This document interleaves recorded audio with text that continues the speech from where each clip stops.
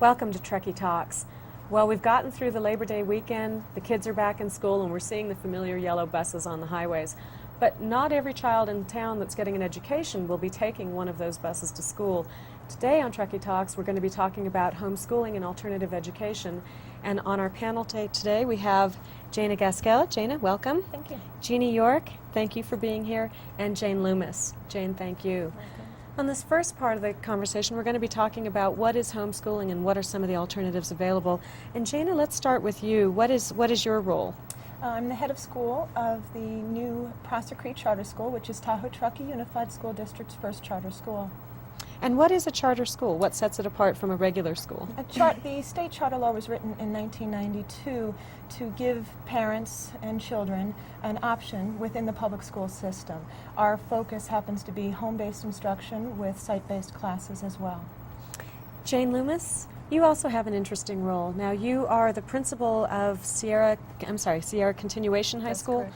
and then also you're involved with Coldstream Alternative. Correct. Can you explain what those are and what their role is in our community? Both of them are non-traditional school programs for students who don't wish the mainstream education. But alternative education schools have more flexibility in housing other alternative programs, like independent study K-12. The K-8 portion would be homeschooling, and the 9-12 would be graduation 9-12 graduation classes. And they can do teen pregnancy programs, opportunity schools, school-to-work programs, a whole variety. Okay. Both of you are offering some programs that are very interesting, and we'll get back to you in just a minute. I would also like to introduce Jeanne York. Jeanne, thank you for coming. Now, you're an educator also, but not in what some would consider the conventional manner. Tell us what your role is. Well, I'm a homeschool mom. We are currently homeschooling 3 of our 4 children. The youngest just started kindergarten this year, and our oldest is 7th grade, with a 5th grader in the middle. You have a busy household, Jeanne. I certainly do. Now, when I think of homeschooling, and I know nothing really about it, I think of kids waking up in the morning, going downstairs to get their Cheerios, and opening up a book. What is homeschooling? Can you help clarify or dispel some of the myths? Well, while we have our regular school time in the morning that we do hit the books, homeschooling becomes a way of life. You take every teaching moment that you can, whether it is when you're riding down the road in the car, you're getting ready for bed, you're doing whatever. There's all kinds of teaching moments, and that's one of the big advantages to homeschooling, because it's not just a set time of day for learning. Mm-hmm. Yeah, you mentioned earlier that you have the child 24 hours, and that really is a unique opportunity. Yes. Much more so than other issues. Jayna, how do you interact with the homeschooling then? What does the charter school have to do with homeschooling, if anything? Well, our program is set up so that a family can make choices in their child's curriculum and teachers. Every family is assigned an educational coordinator who is a state certified teacher, and that teacher goes into the home to give the family support in developing the child's educational program. And then the school, we have a site-based facility out off of Prosser Village Road, and so we offer site-based classes as well, so that can be part of the education of the child. And that site, as many people here know, it was the old Cedar The old Smoke private School. school, Cedar Smoke School, Okay. yes. What are the steps required to enroll a student in homeschooling, and are there any tests required of the parents who will be conducting the education? That's an excellent question. I think Jane probably has similar procedures. So Jane, do you want to mention how the district students are homeschooled in your school? In the same manner as you do. You know, their enrollment is the same. They come through an indoctrination.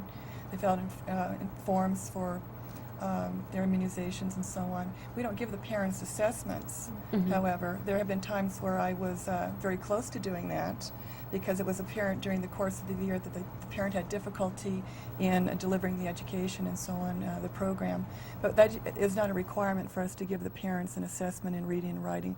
The children are assessed. They're given batteries of standardized tests. They're giving entry examinations, so placement examinations where they stand for appropriate math and reading and writing and so on. So Jeanne, what is that like for you and your students, your children at home? Do you get administered tests at home, or do you take them elsewhere for that, or how does that look? Well, we take the same school tests that the public school students take in the April or whenever it is. Used to be the CTBS test. I can't remember exactly what the Star 9. That's what they take now, and it's administered usually at Coldstream or at Sierra High School, and we do take the children to do that. So that's off-site, that's away from home then? Yes. Okay, all It's right. required. And I might add to that the underlying theme with the Prosser Creek Charter School is the parent is assuming the primary role for the education of their child, and if for some reason the parent can't continue in that role, then our program wouldn't necessarily be the right program for them. And I'm sure it's the same It's the with same. the other homeschooling programs out there, that the parent realizes what they're taking on. Would with you the ever support then of the be in the school. role of asking? Oh, absolutely.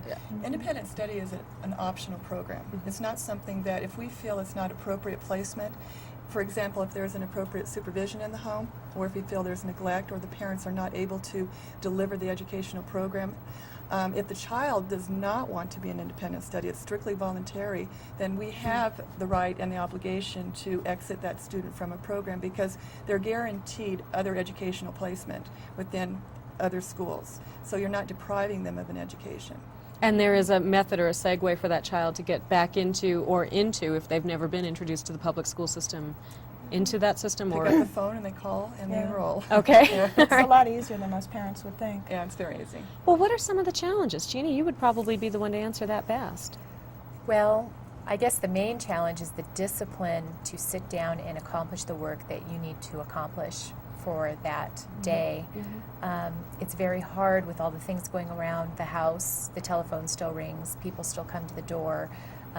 There's still crises, the toilet clog up or whatever that goes on in the home, even though you're doing school. I don't answer the telephone during school time as a general rule. There's things that you have to cut off so that you can get your schoolwork done. Now, you may not be able to answer this, but you probably know other homeschooling parents. Yes.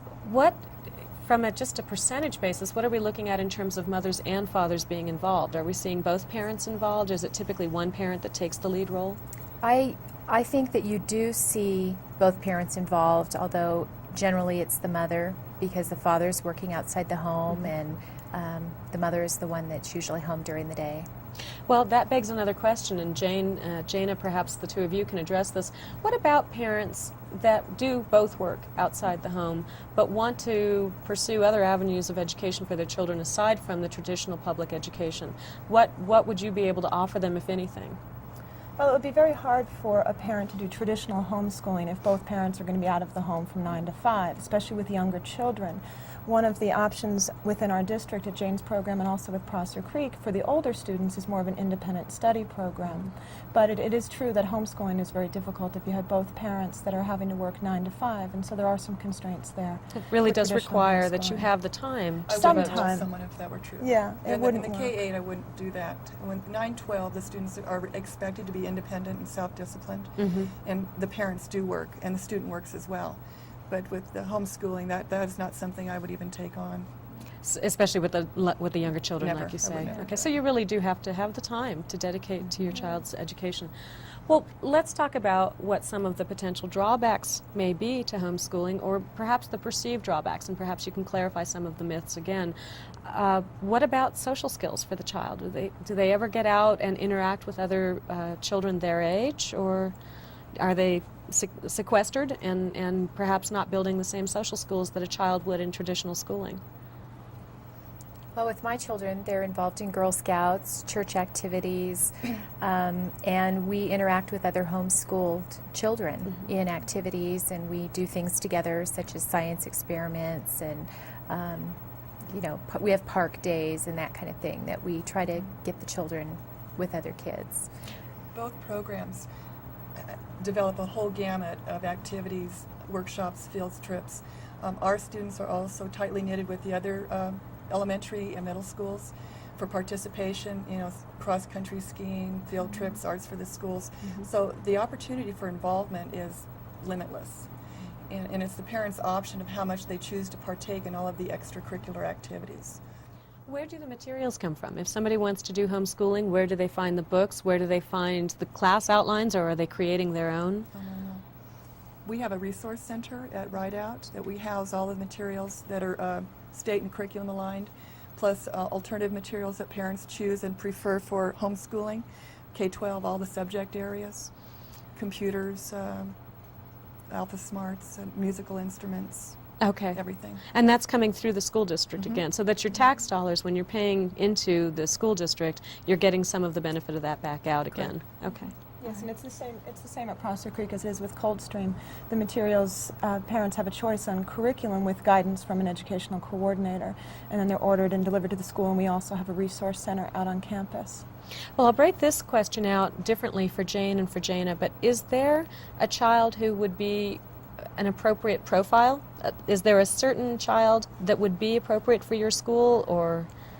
We've found we can service a lot of needs for different children, so there's really no profile, but the program serves a student who wants to, and a family who wants their child to be able to go at their own pace, and it might mean that although we do use the state standards as guidelines as to where a child needs to be for their chronological age, but a child can develop and progress through their education at a level that is congruent with their developmental level, so they can be a second grader chronologically and be reading maybe at a third grade level or fourth grade level. So a family who has a desire to allow their child to do that is probably a common bond with most homeschoolers, as well as just a family who wants to have a close tie and be working on education together as a family. Jane, what about you? What about Sierra Continuation or Coldstream Alternative? Is there a profile of child that you see more often than not? Are there any backgrounds that are similar, or are you seeing Well, I don't want to talk about Sierra High School at this point because it's like the Breakfast Club. You can't stereotype.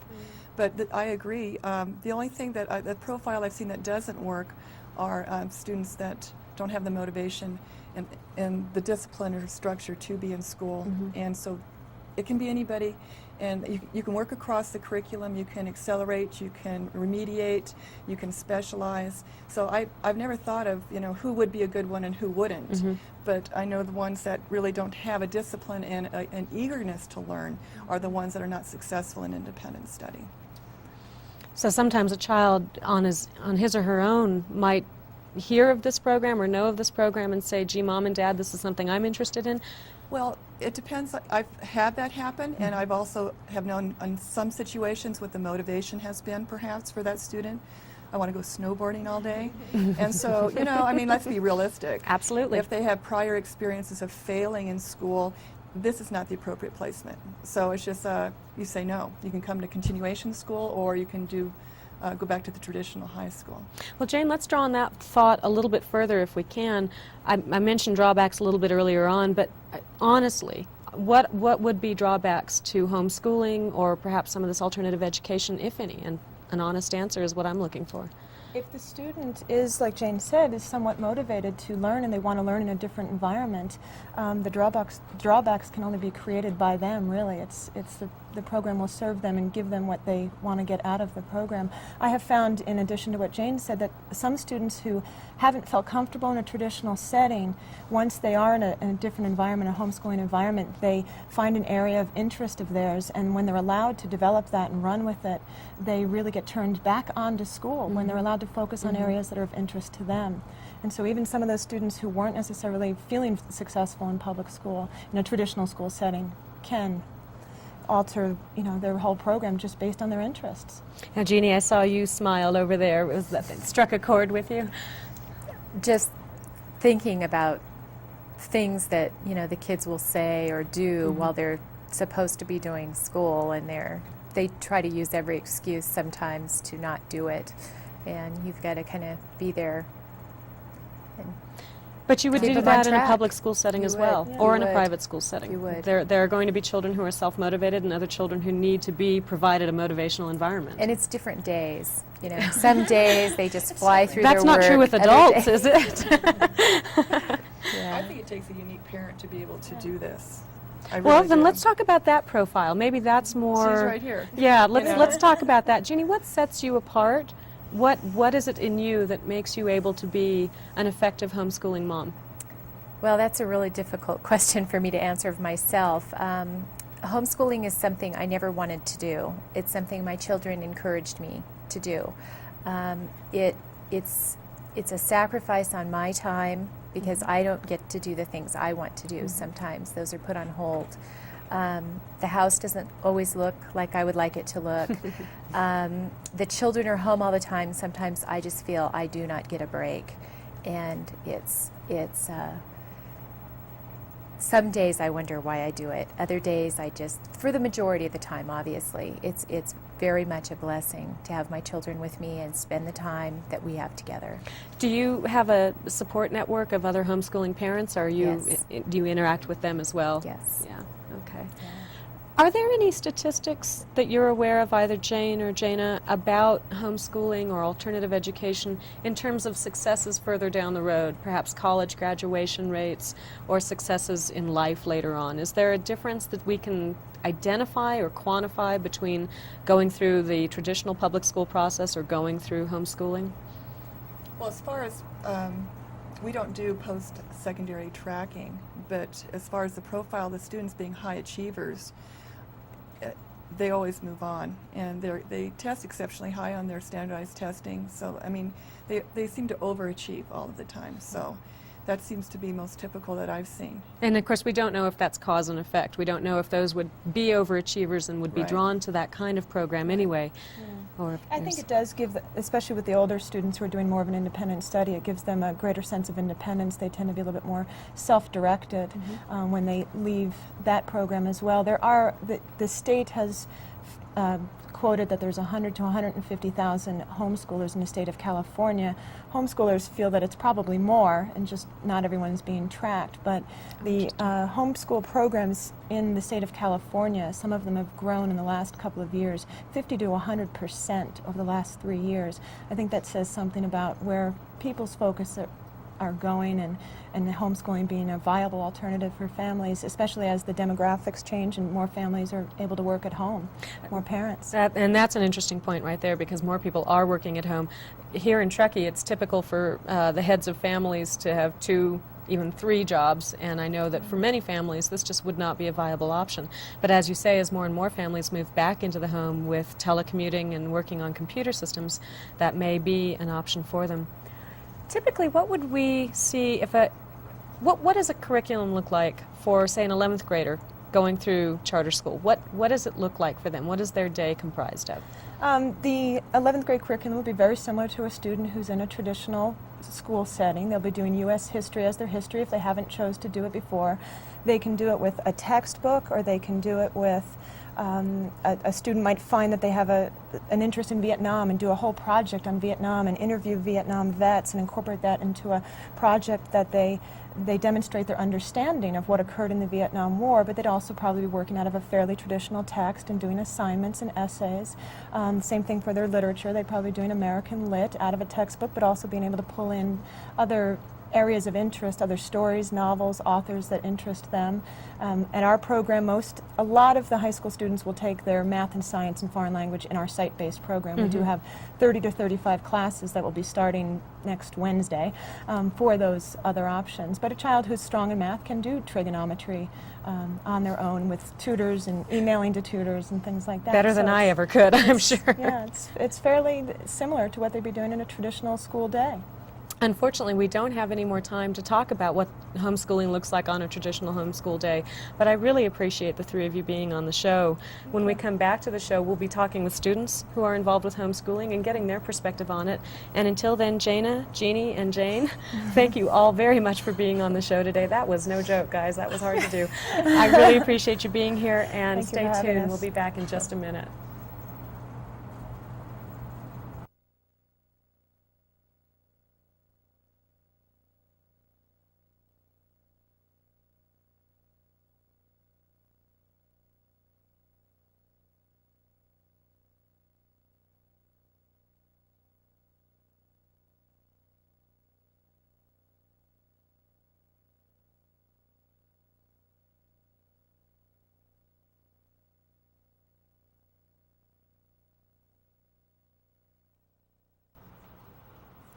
Welcome back to the show.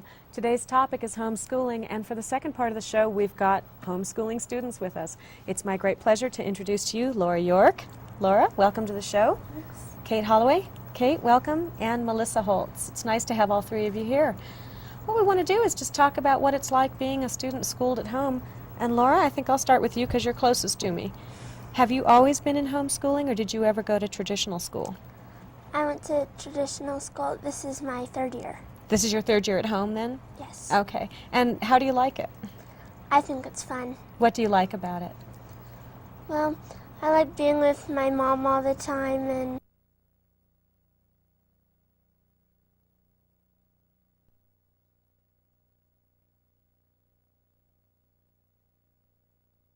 Still have to get your homework done, huh? yes. Okay. Uh, What kind of topics are you studying at home? Literature, chemistry, U.S. history, And what's your favorite subject right now? literature. And how long have you been in homeschooling? Wow. Well, off and on my whole life. Okay. I went to private school for 3 years when I was in 3rd grade to 6th grade. Okay. Have you ever attended public traditional school? No, but I am attending the Prosser Creek Charter School now. So you're also in classes with other students then at Prosser Creek? Yeah. And what do you like about homeschooling? I think it helps me excel at my own pace. I like the freedom.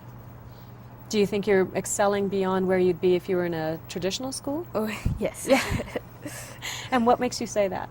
Well, I am 13 and a junior in high school. You're 13. They're growing 13-year-olds pretty tall these days. Laura, we'll get back to, or excuse me, Kate, we'll get back to you, but Melissa, I want to ask you about your experience. Now, you're a senior now? Yes. Congratulations. Thank you. One more year to go. And what's next for you after high school? Hopefully college. Do you have an idea where you want to go? Not exactly yet. Okay. What are you studying at home right now?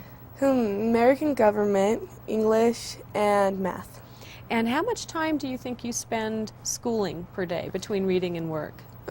About 3 to 4 hours a day. Okay. And are you also involved with any classes outside of the home? No, I'm just doing it in the house. Strictly at home. What's it like for you? Do you miss being with other kids in the school? Oh, well, not in school because I have like a social life out of school, so. So let's talk about that. How do you meet kids and what kinds of activities do you do? Well, I've lived in Truckee for about 9-10 years now, so I know most all the kids here. So it's not much of a thing about meeting new people. What about PE, guys? What about physical education or athletics? What kind of activities are you involved with? Laura, I'll go back to you on that.